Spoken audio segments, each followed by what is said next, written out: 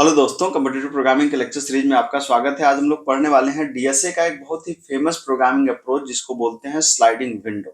ठीक है, तो स्लाइडिंग विंडो आप यहाँ पे देख सकते हैं। यहाँ पे अगर आप इस फोटो को ध्यान से देखें तो यहाँ पे एल्युमिनियम की एक स्लाइडिंग विंडो लगी हुई है जो बहुत ही आम आजकल हर घरों में अवेलेबल है। आप इसको देखेंगे तो जिस तरीके से स्लाइडिंग विंडो काम करती है ना, वैसे ही हमारा स्लाइडिंग विंडो प्रोग्रामिंग अप्रोच काम करता है। ठीक है, अब ये जो अप्रोच है ये किसी भी हायर प्रोफाइल के एग्जाम में, चाहे वो टीसीएस का डिजिटल हो, चाहे इन्फोसिस का डीएससी का एग्जाम हो, किसी भी विप्रो का इलाइट का एग्जाम हो, कहीं पर भी जब आप जाएंगे ना तो स्लाइडिंग विंडो का एक क्वेश्चन अक्सर आता है। ठीक है, तो ये बहुत ही इंपॉर्टेंट प्रोग्रामिंग अप्रोच है। तो आज मैं सिर्फ इसका इंट्रोडक्शन दूंगा, लेकिन आगे की और वीडियोज में हम लोग देखेंगे कि किस तरीके से स्लाइडिंग विंडो की प्रॉब्लम होती है, कैसे पहचानेंगे और किस तरीके से उसको सॉल्व करने का अप्रोच करेंगे। ठीक है, तो आइए स्टार्ट करते हैं।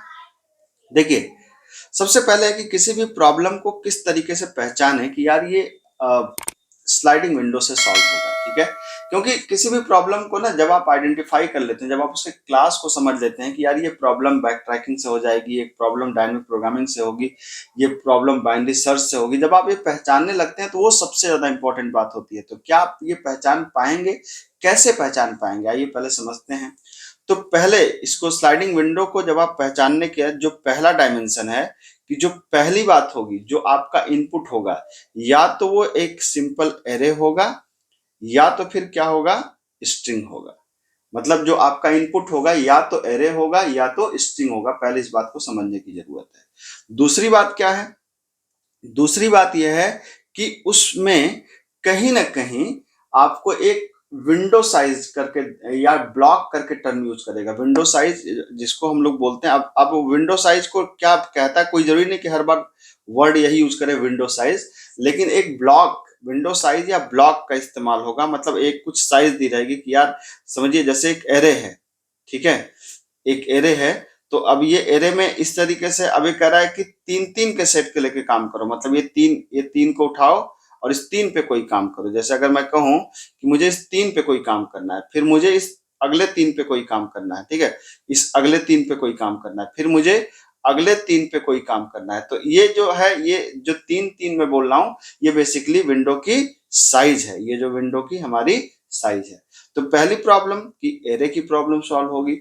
दूसरी, उसकी विंडो की साइज, मतलब विंडो की साइज आपको दी रहेगी।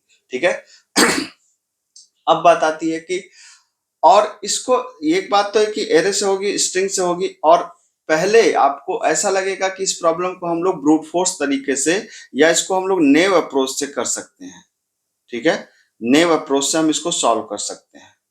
ठीक, नेव अप्रोच का मतलब होता है कि एक सिंपल अप्रोच, मतलब बिना किसी जोड़ जुगाड़ के जो अप्रोच आप अप्लाई करते हैं उसको बोलते हैं नेव अप्रोच। तो आप इसको सिंपली, आपको लगेगा हम इस प्रॉब्लम को सॉल्व कर लेंगे, लेकिन मामला कहाँ फंसेगा?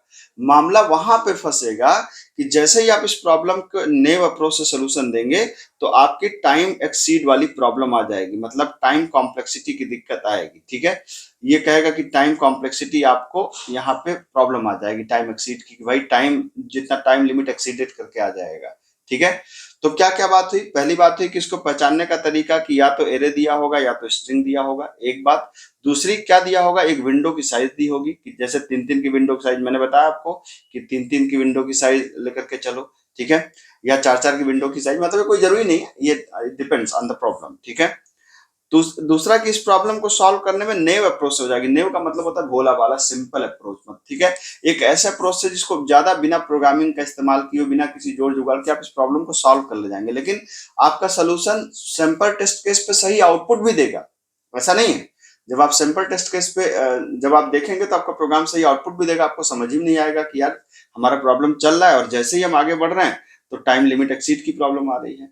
अगर आप लोगों में से कई लोगों ने इस प्रॉब्लम को फेस किया हो तो कमेंट में लिखिए कि हाँ सर मैंने इसको फेस किया था। ठीक है, तो मुझे और थोड़ा मजा आएगा। और हाँ, चैनल का कंटेंट पसंद आए तो सब्सक्राइब जरूर करिएगा, मैं इस तरह के शानदार कंटेंट आपके लिए बनाता रहता हूँ। ठीक है, तो ये बात तो हो गई, यहाँ पे हमने पहचाना। अब बात आती है कि यार क्यों हम स्लाइडिंग विंडो का अप्रोच करेंगे? जब ये प्रॉब्लम नेव अप्रोच से सॉल्व हो रही है तो क्या जरूरत है स्लाइडिंग विंडो की? हमें क्यों जरूरत है कि हम स्लाइडिंग विंडो को इस्तेमाल करें? ठीक है, तो दिक्कत यह है कि जब आप इस प्रॉब्लम को आप सॉल्व करेंगे तो हो सकता है कि आपने इस प्रॉब्लम का सोल्यूशन एन स्क्वायर में लिखा हो, है ना।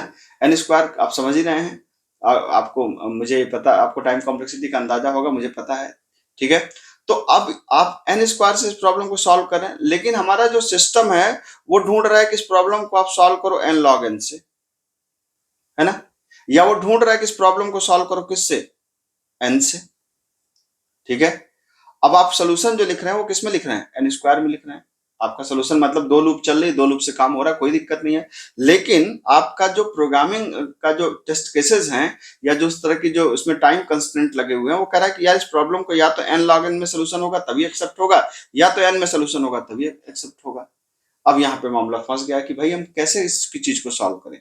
वहां पर बात आती है कि हमें स्लाइडिंग विंडो का इस्तेमाल करना पड़ेगा, हमें सोचना पड़ेगा कि स्लाइडिंग विंडो अप्रोच किस तरीके से काम करता है। ठीक है।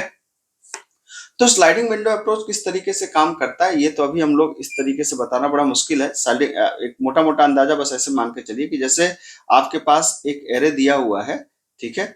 तो एक एरे दिया हुआ है, तो इस एरे में या स्ट्रिंग दिया हुआ है, दोनों आपको पता है कि स्ट्रिंग भी बेसिकली एक एरे है कैरेक्टर्स का।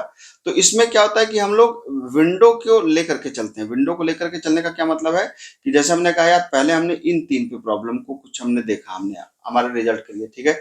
अब हम धीरे से थोड़ा सा शिफ्ट किए, हमने अब इन तीनों को देखना है, ठीक है। फिर थोड़ा सा हम शिफ्ट किए, अब हमें इन तीनों को देखना है।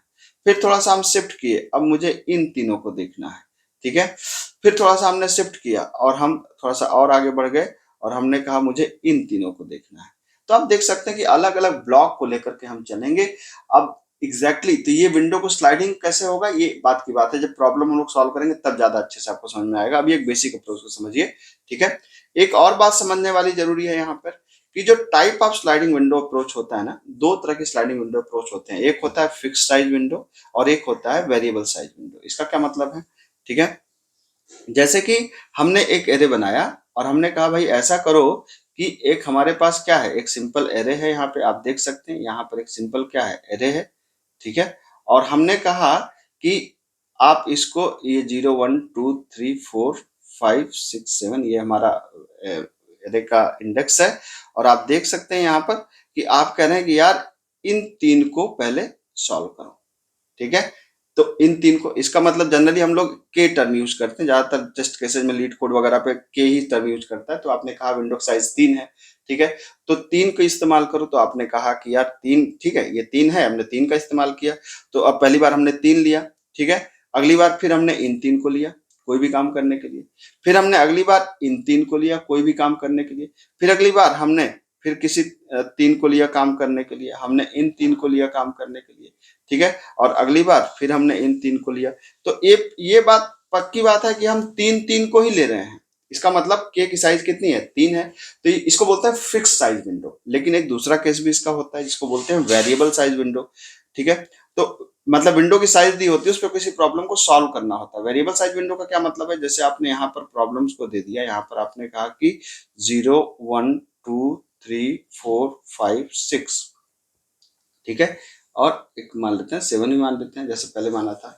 अब हम कह रहे हैं इसमें कुछ वैल्यूज है, जैसे 10 2 5 3 7 8 कुछ भी मान लेते हैं।